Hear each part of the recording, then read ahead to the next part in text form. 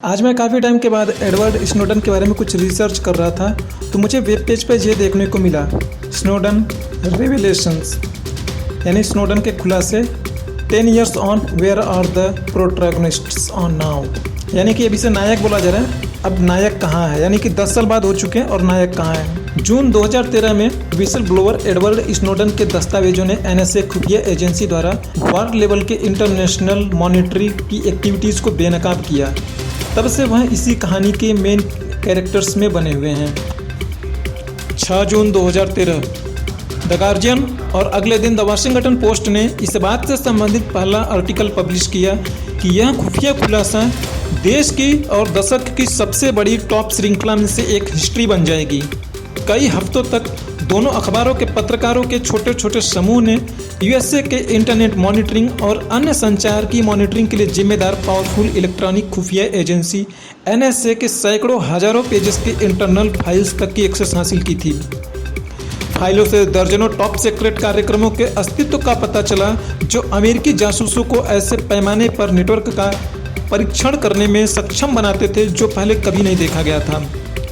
सबसे बड़ी गोपनीयता में और मनमाने तरीके से NSA ने बड़े बड़े पैमाने पर उपकरण स्थापित किए थे जिससे उन्हें बहुत बड़ी मात्रा में किसी भी इंफॉर्मेशन तक एक्सेस मिल रही थी, जैसे emails, telephone data, social media data, messages, जियो लोकेशन, और उनमें से कुछ को आंशिक रूप से 5 आइज के तहत वाशिंगटन के भागीदारों के साथ साझा किया गया था। कुछ इंटेलिजेंस ग्रुप्स के प्रोग्राम हैं जिन्हें 5 आइज कहा जाता है, जैसे जिस अमेरिका, ब्रिटेन, कनाडा, ऑस्ट्रेलिया और न्यूजीलैंड भी शामिल थे।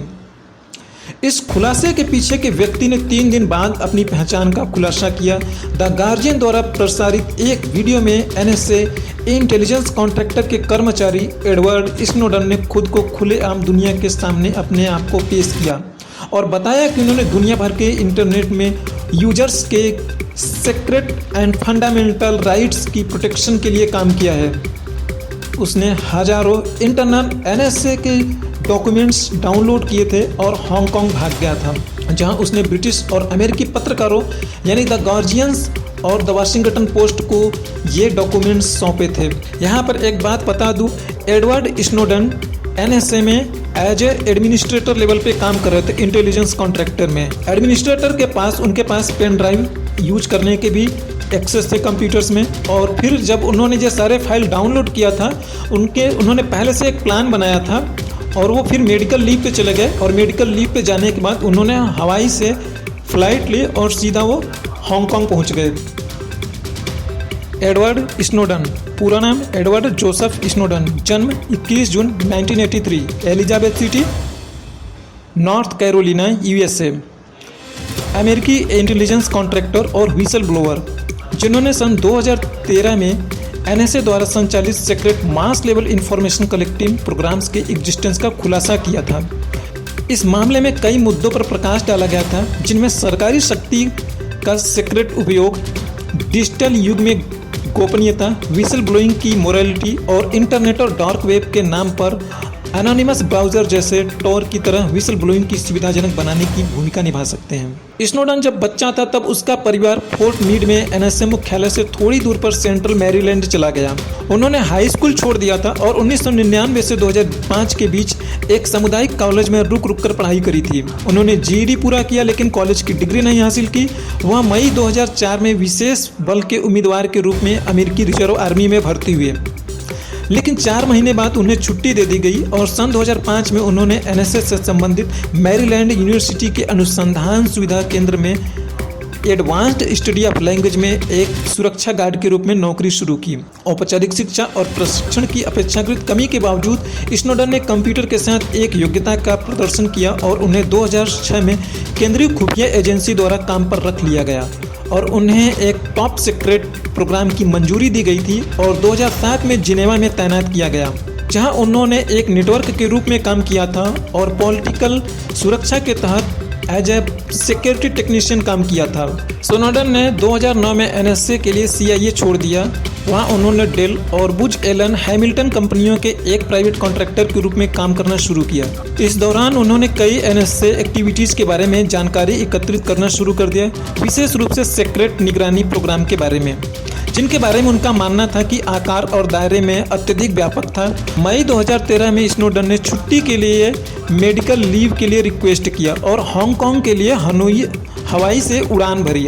हवाई एक यूनाइटेड स्टेट्स का एक सिटी है, वहाँ से उन्होंने उड़ान भरी हांगकांग के लिए, जहाँ अगले महीने के दौरान उन्होंने समाचार पत्र द गार्जियन के पत्रकारों के साथ एक इंटरव्यू में एक चेन आयोजित की।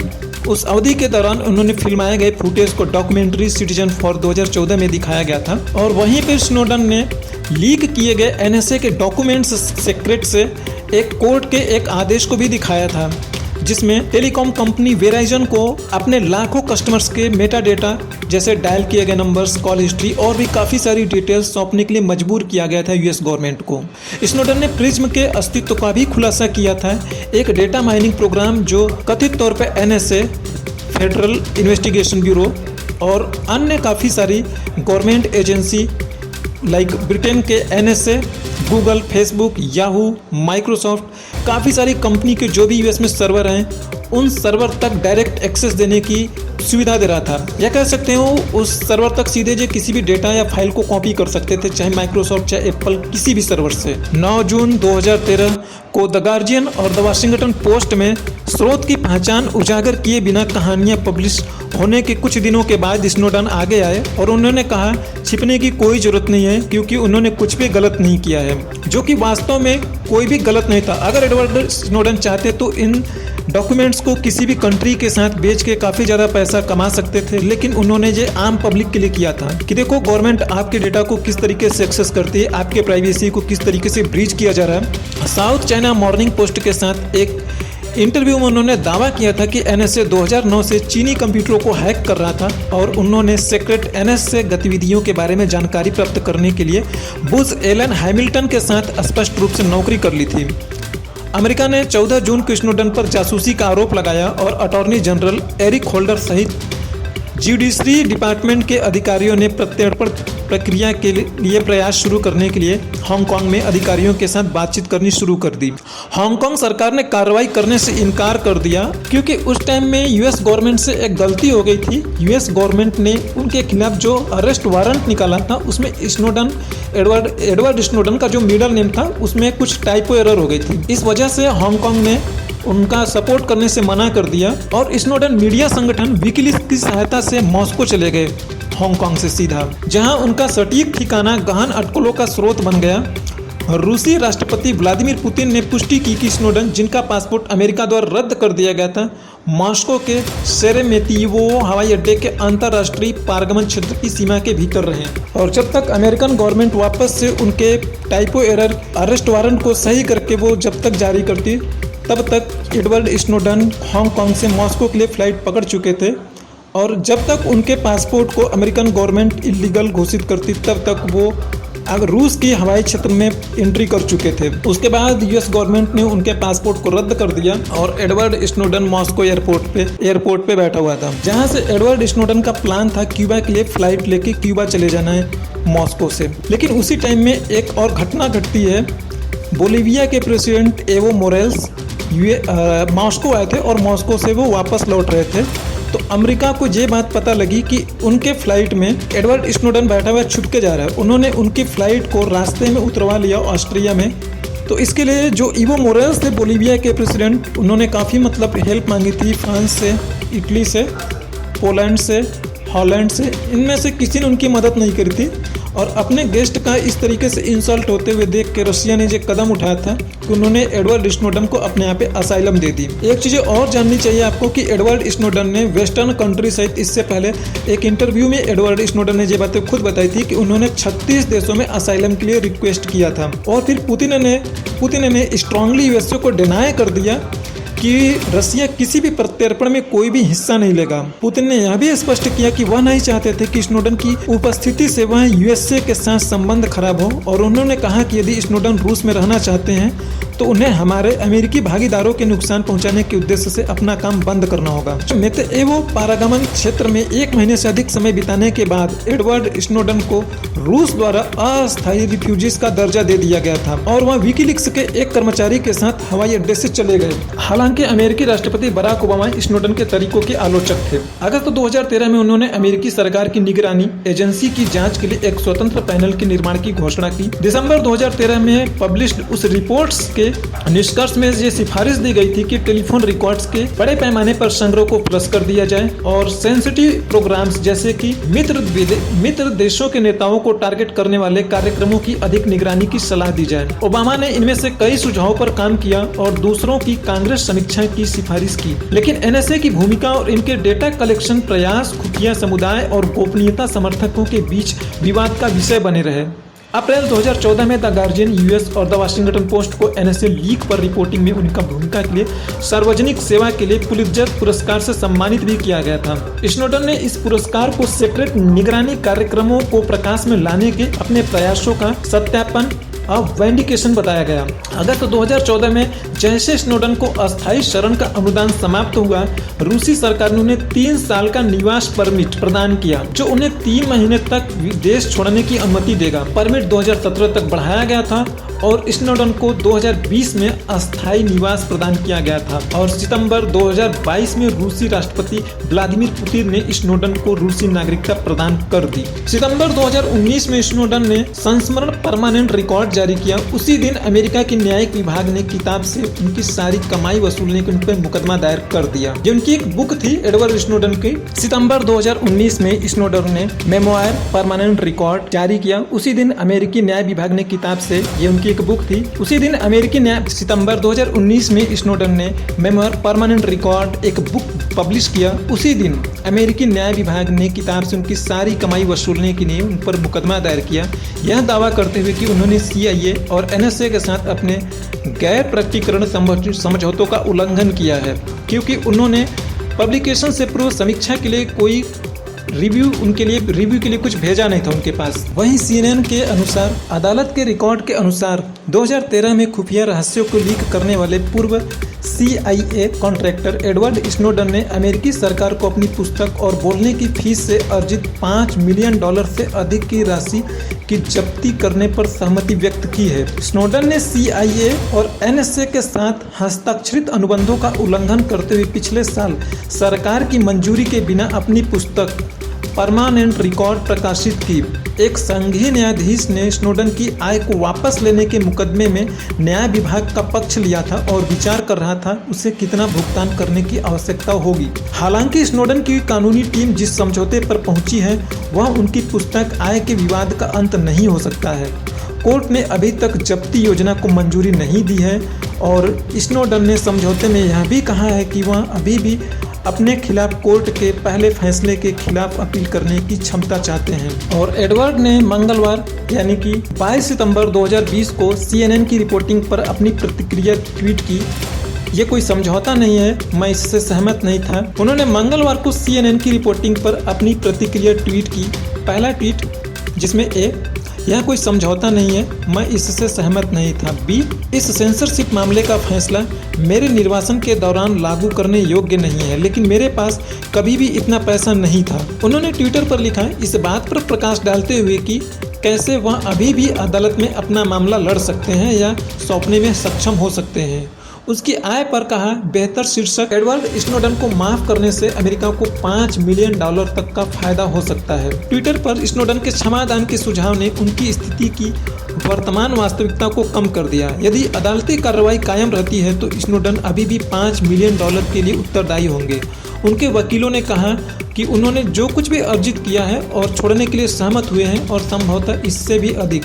स्नोडन वर्षों से अमेरिकी अधिकारियों के साथ राजनीतिक गठजोड़ में लगे हुए हैं क्योंकि उनसे लीक से अमेरिकी निगरानी तकनीकी का खुलासा हुआ है। उन्होंने पहले कहा था कि अगर निष्पक्ष सुनवाई की गारंटी दी जाए तो वह अमेरिका लौटना चाहेंगे। उनके समर्थकों ने लंबे समय से क्षमादान की वकालत की है और राष्ट्रपति डोनाल्ड ट्रंप ने हाल ही में इसे एक संभावना के रूप में सामने भी रखा है। संघीय अभियोजकों ने 2013 की एक आपराधिक शिकायत सार्वजनिक की है जिसमें उन पर सरकारी संपत्ति की चोरी और राष्ट्रीय रक्षा की और वर्गीकृत जानकारी के अनधिकृत संचार का आरोप लगाया गया है। यह मामला कुछ तरीकों में से एक प्रतिनिधित्व करता है। उन्हें अमेरिकी सरकार ने अनऑथराइज्ड लीक के लिए पूर्व कर्मचारियों को जिम्मेदार ठहराने के लिए पाया है। जॉन बोल्टन, पूर्व NSA एडवाइजर, जिन्होंने इस साल की शुरुआत में राष्ट्रपति डोनाल्ड ट्रंप के बारे में एक हानिकारक पुस्तक प्रस्तुत की थी, जो प्रकाशन के लिए आय वापस लेने के लिए न्याय विभाग द्वारा इसी तरह के प्रयास का सामना करना पड़ रहा है। यह मामला अभी भी चल रहा है, जिसकी सुनवाई इसी हफ्ते होनी थी, यानी कि सितंबर के लास्ट मंथ के वीक में होनी थी। बोल्टन ने सरकारों के आरोप का खंडन किया है। रूस में रहने वाले स्नोडन ने इस महीने तक अपनी किताब की बिक्री, रॉयल्टी और उससे रिलेटेड संबंध सभी अधिकारों से $4.2 मिलियन कमाए थे। अमेरिका में उनके वकीलों और न्याय विभाग की अदालत में दाखिल याचिका के अनुसार उन्होंने कुल 56 भुगतान भाषण दिए थे। ऐसे खुलासे शामिल किए थे जो सरकार गोपनीयता समझौते का उल्लंघन करते थे। कुल मिलाकर स्नोडन ने भाषण से लगभग $1.03 मिलियन कमाए, जबकि औसत बोलने का शुल्क $18,000 था। जिस योजना पर स्नोडन और ट्रंप प्रशासन सहमत हुए थे, उनके अनुसार पैसा एक ट्रस्ट में रखा जाएगा। स्नोडन के एक वकील ने कहा कि मंगलवार को अदालत में दायर किए गए समझौते का मतलब यह नहीं है कि अमेरिकी सरकार तुरंत धन एकत्रित करने में सक्षम होगी, क्योंकि स्नोडन न्यायाधीश के पिछले फैसले के खिलाफ अपील करने पर विचार कर रहे हैं। वह खुलासे के लिए उत्तरदायी थे। ऐसा नहीं है कि वह पैसा बर्बाद करने जा रहा है। स्नोडन के वकील लॉरेंस लस्टबर्ग ने सोमवार को कहा, इससे उन्हें एक निर्णय मिलता है जो कि वे किसी भी तरह से प्राप्त करने जा रहे थे। उन्होंने कहा कि अगर स्नोडन को देश से बाहर रखा जाता है तो अमेरिकी सरकार के लिए स्नोडन के धन तक पहुँच प्राप्त करना मुश्किल हो सकता है। लस्टबर्ग ने कहा कि $4 मिलियन स्नोडन को उसके प्रकाशक से मिली बुक लिखने के लिए एडवांस अमाउंट के तौर पे मिले थे। और सबसे अच्छी खुशी की बात यह है आपके लिए कि सितंबर 2022 में यानी 26 सितंबर को पुतिन ने अमेरिकी निगरानी का पर्दाफाश करने वाले एडवर्ड स्नोडन की रूसी नागरिकता प्रदान कर दी है। रूसी राष्ट्रपति व्लादिमीर पुतिन ने सोमवार को NSA के पूर्व कॉन्ट्रैक्टर एडवर्ड स्नोडन को नागरिकता प्रदान की, जिन्होंने टॉप सीक्रेट अमेरिकी मॉनिटरी प्रोग्राम्स के बारे में जानकारी लीक की थी और वाशिंगटन अभी भी जासूसी के आरोप में वांछित है। रूसी राष्ट्रपति व्लादिमीर पुतिन ने सोमवार को राष्ट्रीय सुरक्षा एजेंसी के पूर्व सदस्य एडवर्ड स्नोडन को नागरिकता प्रदान की और अमेरिकी गवर्नमेंट द्वारा top secret monitory agency program के बारे में जानकारी साझा की और वाशिंगटन में अभी भी जासूसी के आरोप लगाए गए हैं। आपको बता दें कि 2017 में पुतिन ने अमेरिकी निर्देशक ओलिवर स्टोन द्वारा बनाई गई एक डॉक्यूमेंट्री में कहा कि स्नोडन सरकारी रहस्यों को लीक करने के लिए देशद्रोही नहीं थे। कोलंबिया यूनिवर्सिटी के नाइट फर्स्ट अमेंडमेंट इंस्टीट्यूट के कार्यकारी निदेशक जमील जाफर ने सोमवार को एक ट्वीट में लिखा, सोचो कि आप स्नोडन हैं और रूस के बारे में क्या चाहते हैं। उन्होंने बड़े पैमाने पर निगरानी कार्यक्रमों को उजागर करके बहुत बड़ी सार्वजनिक सेवा की है। स्नोडन ने 2020 में ट्विटर पर दोहरी नागरिकता लेने के लिए अपने फैसले के बारे में बताया था और एक इमोशनल पोस्ट भी लिखा था कि अपने माता पिता से वर्षों तक अलग रहने के बाद मेरी पत्नी और मुझे अपने बेटे से अलग होने की कोई इच्छा नहीं है। इसीलिए महामारी और बंद सीमाओं के इस युग में हम दोहरी अमेरिकी रूसी नागरिकता के लिए आवेदन कर रहे हैं। तो ये सारी डिटेल्स अगर आपको पढ़ना होगा तो मैंने डिस्क्रिप्शन में जो भी मैंने सोर्स से ये सारी इन्फॉर्मेशन कलेक्ट की है, मैं सारे सोर्स के लिंक्स आपको वहाँ पे डाल दूंगा। आप चाहो तो वहाँ से सारे सोर्स से सारी जानकारी को आप वहाँ पे जाके एडवर्ड स्नोडन के बारे में पढ़ सकते हैं। इनके ऊपर एक डॉक्यूमेंट्री भी बनी है। अगर आपको ये वीडियोस अच्छा लगा है तो प्लीज़ हमें सब्सक्राइब करिए, इससे हमारा मोराल बढ़ता है। हम और भी अच्छे कंटेंट्स आपके लिए लाते रहेंगे। Thanks for watching.